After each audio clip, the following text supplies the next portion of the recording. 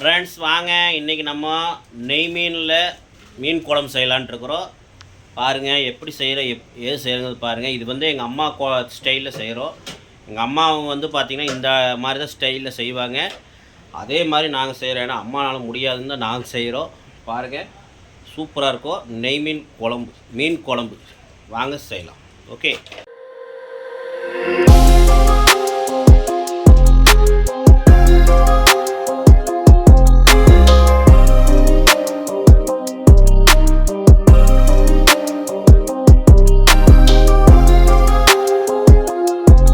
Friends முதல்ல ஒரு வடசட்டி வச்சு நம்ம வடசட்டிக்கு சூடானதுக்கப்புறம் பார்த்திங்கன்னா நம்ம ஒரு எண்ணெய் வந்து பார்த்திங்கன்னா ஒரு 100 ml விட்டுக்கலாம். எண்ணெய் ஒரு 100-150 கூட விட்டுக்குங்க. ஏன்னா எண்ணெய் வந்து நல்லா விட்டால் தான் நல்லாயிருக்கும் குழம்புக்கு. இப்போ வந்து நல்லா காயிட்டோம். எண்ணெய் நல்லா காஞ்சதுக்கப்புறம் மற்ற பொருளை போட்டுக்கலாம். ஃப்ரெண்ட்ஸ் பார்த்திங்கன்னா நம்மளுக்கு எண்ணெய் லைட்டாக காஞ்சிருச்சு. இப்போ வந்து லைட்டானா ஒரு பார்த்திங்கன்னா ஒரு ஸ்பூன் அளவுக்கு போட்டுங்க வெந்தயம் கொஞ்சம் நல்லா போட்டுங்க. அப்போ நல்லா மணமாக இருக்கும், நல்லா வந்து பார்த்திங்கன்னா குளிர்ச்சியாக இருக்கும். அதனால் வெந்தயம் நான் 1 ஸ்பூன் அளவு போட்டிருக்கிறேன். இப்போ வந்து பார்த்திங்கன்னா கூட நம்ம கடுகு கொஞ்சம் போட்டுக்கலாம். கடுகு வந்து பார்த்திங்கன்னா நம்ம ஒரு 1/2 ஸ்பூன் அளவு கடுகு போட்டாச்சு. பாருங்கள், தீ மீடியம் வச்சிட்டிங்கன்னா அப்படியே அந்த வெந்தயம் வந்து அப்படியே சூடாகிற அந்த மணம் வந்து அப்படி வரும். பார்த்தீங்கன்னா தீயை வந்து மீடியம் வச்சு நீங்கள் வெந்தயம் போட்டால் தான் அந்த வெந்தயம் வந்து கருகாமல் நல்லா வணங்கும். நீங்கள் வந்து ஸ்பீடாக வச்சிங்கன்னா வெந்தயம் மட்டும் கருகிரும், மணம் வராது. ஓகே,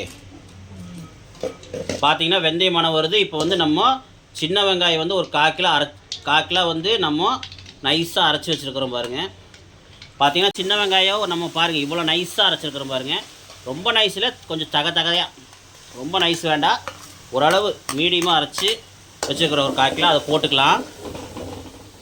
கூட நம்ம இஞ்சி பூண்டு பேஸ்ட்டு பார்த்திங்கன்னா ஒரு 2 ஸ்பூன் அளவு போட்டுக்கங்க. போட்டு நல்லா இப்போ கலக்கிக்கலாம். சின்ன வெங்காயம் ரொம்ப நைஸாக அரைக்க வேண்டாம், சும்மா ஒரு கரகரன்னு அரைச்சா போதும். பாருங்கள், நல்லா வணங்கணும். அந்த வெங்காயம் வணங்குறதுக்காக கொஞ்சம் உப்பு போட்டுக்கலாம். இப்போ நம்ம வெங்காயம் வணங்குறதுக்கு கொஞ்சமாக கல் உப்பு போட்டுக்கலாம். கூடவே நம்ம கருவேப்பிலை ஒரு 2 கொத்து அளவு போட்டுக்கலாம். உங்களுக்கு வந்து ஈஸியாக செய்கிற மாதிரி நான் டக்குன்னு சொல்கிறேன், பார்த்துக்குங்க. இந்த மாதிரி நீங்கள் செய்யுங்க, அல்டிமேட்டாக இருக்கும். ஃப்ரெண்ட்ஸ் பார்த்தீங்கன்னா 1.5 டீஸ்பூன் அளவுக்கு நம்ம மஞ்சத்தூள் போட்டிருக்கிறோம். பார்த்துக்குங்க. நிறையா பேர்த்துக்கு மீன் குழம்பு செய்கிறதுக்கு ரொம்ப நிறைய பேர்த்துக்கு பார்த்திங்கன்னா மீன் குழம்பு செய்கிறதுக்கு தெரியதில்லை. நிறைய பேர் எப்படா செய்கிறது, என்ன செய்கிறதுன்னு மீன் குழம்பு செய்கிறதுன்னு சொல்லிட்டு அது வந்து வேறு மாதிரி புளிக்குழம்பு கூட பண்ணிடுறாங்க. நிறைய பேர்த்துக்கு மீன் குழம்பு செய்ய தெரியதில்லை. அவங்களுக்குலாம் இந்த ஒரு நல்ல ஒரு மீன் குழம்பாக இருக்கும். இந்த மாதிரி செஞ்சிங்கன்னா நீங்கள் அப்புறம் விடமாட்டீங்க. வாரம் உங்கள் வீட்டில் மீன் குழம்பாக தான் இருக்கும். பாருங்கள் எப்படி இருக்குன்னு பாருங்கள். இப்போவே இந்த வெந்தயம் போட்டதுக்கு அப்படியே வாசம் அப்படியே சூப்பராக இருக்குது. ஓகே, இப்போ நல்லா வணங்கட்டும். வணங்கினதுக்கப்புறம் நம்ம தக்காளி போட்டுக்கலாம். 4 தக்காளி ஃப்ரெண்ட்ஸ் பார்த்தீங்கன்னா இப்போ 4 தக்காளி நம்ம அரிஞ்சு வச்சுக்கிறோம். நம்ம 4 தக்காளி ஆட் பண்ணிக்கலாம். பாருங்கள், இந்த வெங்காயம் அந்த வெந்தயம்லாம் போட்டு வணக்கும் போது அல்டிமேட்டாக இருக்குது. பாருங்கள், சூப்பராக இருக்குது. பாருங்கள், பார்க்குறதுக்கு அழகாக இருக்கா. இப்போ இன்னும் கொஞ்சம் உப்பு போட்டுக்கலாம். ஏன்னா தக்காளிலாம் வணங்குறக்கா இன்னும் கொஞ்சம் உப்பு போட்டுக்கிறோம். கரெக்டான உப்பு வந்து நம்ம இடையில போட்டுக்கலாம். இப்போ நல்லா இது வணங்கணும். நல்லா பச்சை வாசம் போகிற அளவு ஒரு 2 செகண்ட் இல்லை 3 செகண்ட் வணங்கணும். ஓகே, இது வணங்கட்டும். ஃப்ரெண்ட்ஸ் பார்த்தீங்கன்னா இப்போ வந்து நம்ம கூடவே நம்ம சாம்பார் தூள், மிளகாத்தூள், அப்புறம் மல்லித்தூளில் ஆட் பண்ணிக்கலாம். ஏன்னா அப்போ தான் வணங்கும் போது நம்ம பச்சை வாசமாக போகும். இப்போ நம்ம 1.5 ஸ்பூன் அளவுக்கு சாம்பார் தூள் போட்டுக்கலாம். ஓகே, 1.5 ஸ்பூன் அளவு சாம்பார் தூள் போட்டாச்சு. அடுத்து வந்து பார்த்திங்கன்னா நம்ம மிளகாத்தூள் போட்டுக்கலாம். ஓகே ஃப்ரெண்ட்ஸ், இப்போ 1/2 ஸ்பூன் அளவுக்கு நம்ம மிளகாத்தூள் போட்டுக்கலாம். 1/2 ஸ்பூன் போதும், ரொம்ப வேண்டாம், காரமாயிரும். 1/2 ஸ்பூன் போட்டிங்கன்னா போதும். அந்த கலருக்காக தான் நம்ம மிளகாத்தூள் போடுறோம். சில பச்சை மிளகா போடுவாங்க, பச்சை மிளகா வேணால் போட்டுக்கலாம்.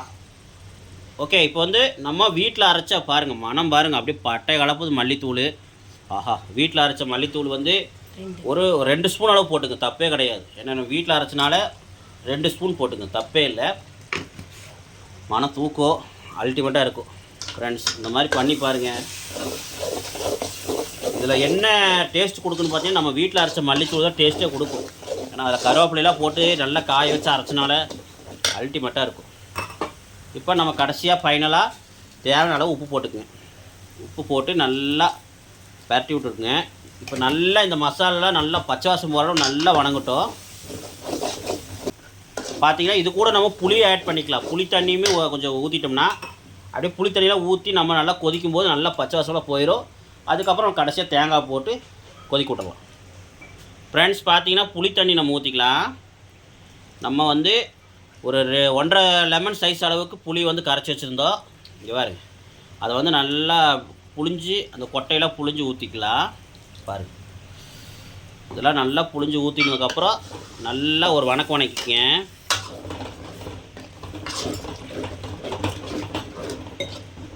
நல்லா மறுபடியும் புளி நல்லா கரைச்சிக்கலாம். நல்லா கரைச்சி பாருங்கள், மறுபடியும் நல்லா கரைச்சி கொஞ்சம் ஊற்றிக்கலாம். பார்த்தீங்கன்னா ஃப்ரெண்ட்ஸ், நாங்கள் 1.5 லெமன் சைஸ் அளவுக்கு புளி சேர்த்துக்கிறோம். நாங்கள் புளி வந்து அதிகமாக விரும்ப மாட்டோம், புளி வந்து அதிகம் போட மாட்டோம். நீங்கள் வந்து வேணும்னா உங்களுக்கு ஒரு 2 லெமன் சைஸ் அளவு, இல்லைன்னா 2.5 லெமன் சைஸ் அளவு உங்களுக்கு எப்படி தகுந்த மாதிரி போட்டுங்க. ஓகே, வந்து பாருங்கள் நல்லா புளி தண்ணியெலாம் ஊற்றினோன்னா எப்படி ஆயிடுச்சு பாருங்க குழம்பு. பார்க்குறக்கே ஜம்முன்னு இருக்குதா. நல்லா இது வந்து கொதிக்கணும். தீயை மீடியம் வச்சுக்கோங்க. பார்த்தீங்கன்னா நல்லா பச்சை வாசமெல்லாம் போய் நல்லா அப்படியே சுண்டி வரும்போது நம்ம தேங்காய் வந்து அரைச்ச தேங்காய் வந்து ஊற்றிக்கலாம். ஓகே ஃப்ரெண்ட்ஸ், கொஞ்சம் தண்ணி ஊற்றி நம்ம கொதிக்க விட்டுறலாம். தண்ணி வந்து பார்த்தீங்கன்னா உங்களுக்கு தேவையான அளவு ஊற்றிக்குங்க. குழம்பு உங்களுக்கு எப்படி வேணும், தண்ணி மாதிரி வேணுமா தண்ணி மாதிரி, இல்லை குழம்பு கொஞ்சம் கெட்டியாக வேணும்னா கெட்டியாக அப்படி பண்ணிக்கங்க. நாங்கள் மேக்ஸிமம் மீடியமாக பண்ணுவோம். ரொம்ப கெட்டியாக இல்லாமல் ரொம்ப தண்ணி இல்லாமல் மீடியமாக பாருங்கள். இந்த அளவு நாங்கள் ஊற்றி இப்போ கொதிக்க விட்டுறணும். நல்லா கொதித்து அந்த பச்சை வாசமெல்லாம் அந்த சாம்பார் தூள், அப்புறம் அந்த மல்லித்தூள், அப்புறம் அந்த அப்புறம் வந்து பார்த்திங்கன்னா அந்த புளி இதெல்லாம் வந்து பச்சை வாசமெல்லாம் போய் நல்லா கொதிச்சு வந்துச்சுன்னா அப்படியே அல்டிமேட்டாக இருக்கும். இப்போ நல்லா இது கொதிக்கிட்டோம். கொதிச்சதுக்கப்புறம் நம்ம தேங்காய் சேர்த்திக்கலாம். கடைசியாக தேங்காய் சேர்த்திட்டு நம்ம மீனை போட்டு கொதிக்க விட்டோம்னா சூப்பரான மீன் குழம்பு ரெடி. ஃப்ரெண்ட்ஸ், இவ்வளோ தான் ஃப்ரெண்ட்ஸ். ஓகே, இப்போ நல்லா கொதிக்கிட்டோம். கொதிச்சதுக்கப்புறம் நம்ம பார்க்கலாம். ஃப்ரெண்ட்ஸ் பார்த்தீங்கன்னா தட்டை போட்டு மூடி வச்சுக்கோங்க. தட்டை போட்டு மூடி வச்சு தீயை வந்து மீடியமாக வச்சுக்கோங்க. ரொம்ப வைக்க வேண்டாம். தீ வந்து மீடியமாக வச்சு கொதிக்க விட்ருங்க.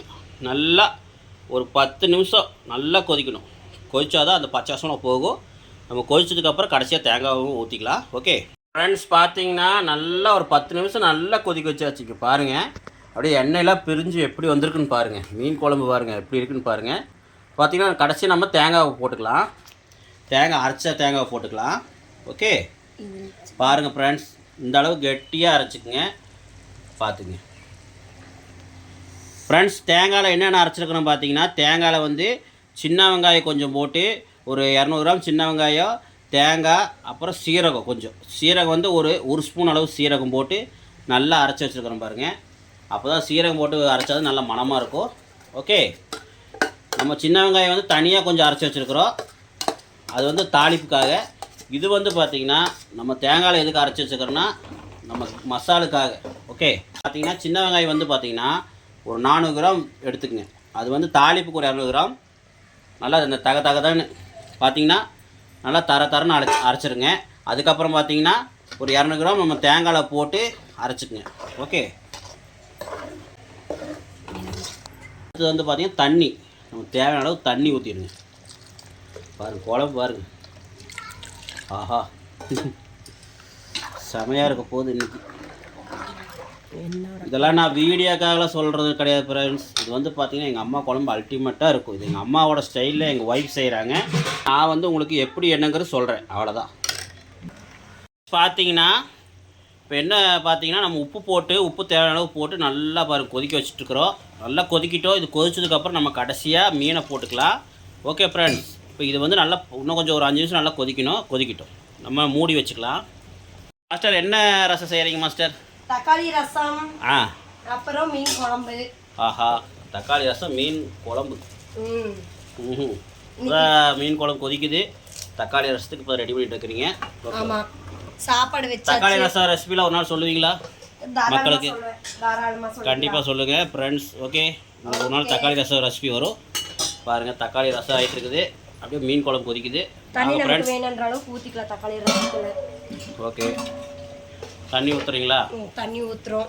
ஏன்னா தக்காளி ரசத்துக்கு தண்ணி ஊற்றிக்கணும். தண்ணி ஊற்றி நல்லா கொதிக்கணும். ஃப்ரெண்ட்ஸ் பார்த்தீங்கன்னா நம்ம தண்ணியில் ஊற்றுனதுக்கப்புறம் பார்த்தீங்கன்னா நல்லா கொதிச்சதுக்கப்புறம் மீனை போட்டாச்சு. காட்டுறேன் பாருங்கள். மீன்லாம் போட்டு நல்லா கொதிக்குது பாருங்கள். மீன் போடுறது உங்களுக்கு காட்ட முடியல, செல்லில் சார்ஜ் இல்லை, அதனால் இங்கே பாருங்கள். ஒன்றும் இல்லை ஃப்ரெண்ட்ஸ், நல்லா கொதிச்சதுக்கப்புறம் பார்த்தீங்கன்னா குழம்பு நல்லா கொதிச்சதுக்கப்புறம் பார்த்தீங்கன்னா கடைசி நாங்கள் மீனை போட்டுக்குங்க. இங்கே பாருங்க, நான் மீனெல்லாம் போட்டுட்டேன். இதே மாதிரி நீங்களும் போட்டு நல்லா ஒரு 10 நிமிஷமாக நல்லா வேக வைங்க. பார்த்தீங்கன்னா தீயை வந்து மீடியமாக வச்சு ஒரு 10 நிமிஷம் நல்லா வேக வைக்கணும். அப்போ தான் மீன் வேகும். ரொம்ப ஸ்பீடாக வச்சிங்கன்னா உங்களுக்கு வந்து அந்த குழம்பு வந்து தண்ணி ஆயிரும், நல்லா இருக்காது. அதனால் தீயை மீடியம் வச்சு ஒரு 10 நிமிஷம் நல்லா வேக வச்சிட்டிங்கன்னா போதும், மீன் வெந்துடும். ஓகே பாருங்கள், நல்லா மீனில் வெந்து குழம்பு நம்மளுக்கு ரெடி ஆகிடுச்சு. பாருங்கள் எவ்வளோ அழகாக இருக்குன்னு பாருங்கள். குழம்புலாம் அல்டிமேட்டாக வந்திருக்கு ஃப்ரெண்ட்ஸ். இது பாருங்கள், நெய் மீன் குழம்பு அட்டகாசம். எண்ணெய் மேக்ஸிமம் அளவாக ஊற்றிக்கிங்க. ஏன்னா எண்ணெய் வந்து இதுலேயே எண்ணெய் வரும். நெய் மீன்னால எண்ணெய் நெய் மீனுங்கிறனால எண்ணெய் இதிலே வரும், மீன்லேயே வரும். கொஞ்சம் பார்த்துக்குங்க. எண்ணெய் வந்து ஒரு 50 கிராம் ஊற்றுங்க போதும். இது பாருங்க. ஓகே, சூப்பராக வந்திருக்கு ஃப்ரெண்ட்ஸ். சாப்பிட்டு பார்த்துட்டு எப்படின்னு சொல்கிறேன் ஃப்ரெண்ட்ஸ். பாருங்கள் ஃப்ரெண்ட்ஸ், வாங்க இப்போ மீன் குழம்பு சாப்பிட்டு எப்படின்னு சொல்கிறேன். பாருங்க, பாப்பா சாப்பிட்ருக்கு. அப்படி எப்படி இருக்கு பாப்பா? சூப்பராக இருக்கா? ஓகே ஃப்ரெண்ட்ஸ், பார்த்தீங்கன்னா இப்போ நம்ம சாப்பிட்டு பார்க்கலாம் எப்படி இருக்குது என்னங்கிறது சாப்பிட்டு பார்க்கலாம். சாப்பாடு மீன் மண்டை குழம்பு எப்படி இருக்குன்னு பார்க்கலாமா? அது தகன்னு நல்லா விளைஞ்சி சாப்பிட்டு பார்க்கலாம்.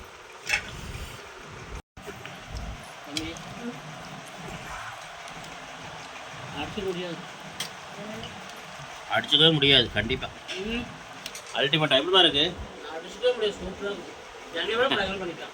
எங்கள் அம்மாவோட சூப்பராக பண்ணியாச்சு. ஒய்ஃபு அருமையாக பண்ணிட்டாங்க, பரவாயில்ல.